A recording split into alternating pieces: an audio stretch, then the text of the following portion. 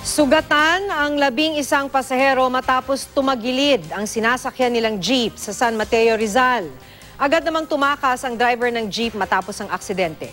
Makibalita tayo kay Jay Sabale. Kung hindi pa nga raw kumalso sa poste ng kuryente ang jeep, malamang na hindi pa agad titigil ang pag-ikot nito. Nangyari aksidente sa General Luna Street, Barangay Gitnang Bayan, San Mateo, Rizal, alas 11 kagabi. Natanggal ang harapang molya at na-flat ang kaliwang gulong ng jeep. Sugatan naman ang 11 sakay nito na dinala sa Amang Rodriguez Hospital. Mabuti na lang daw at minor injuries lang ang tinamo ng mga pasahero. Kwento ni Maria Ralin Manto, malayo pa lang daw sa lugar ng aksidente. Napansin na nilang tila may problema na sa preno ang jeep paglagpas nila ng munisipyo ng San Mateo.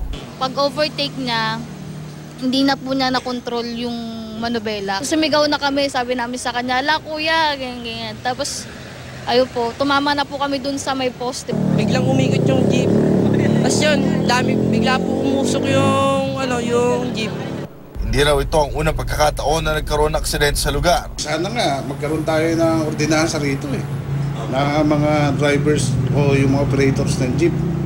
Dapat hindi sila tumakbo ng ganong kabilis. Yung reckless driving nila, daming nadadamay. Pwede naman tayo magmaneho ng maayos, mabagal.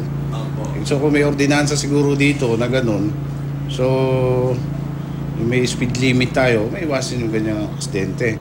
Dumating naman ang operator ng jeep at nakipag-usap sa mga biktima ng aksidente. Pero ang driver na kinilalang si Glacerio Glacia, mabilis daw na tumakas matapos ang aksidente. Patuloy ang paghanap ng otoridad sa driver na naharap sa patong-patong na kaso. Jay Sabale, GMA News.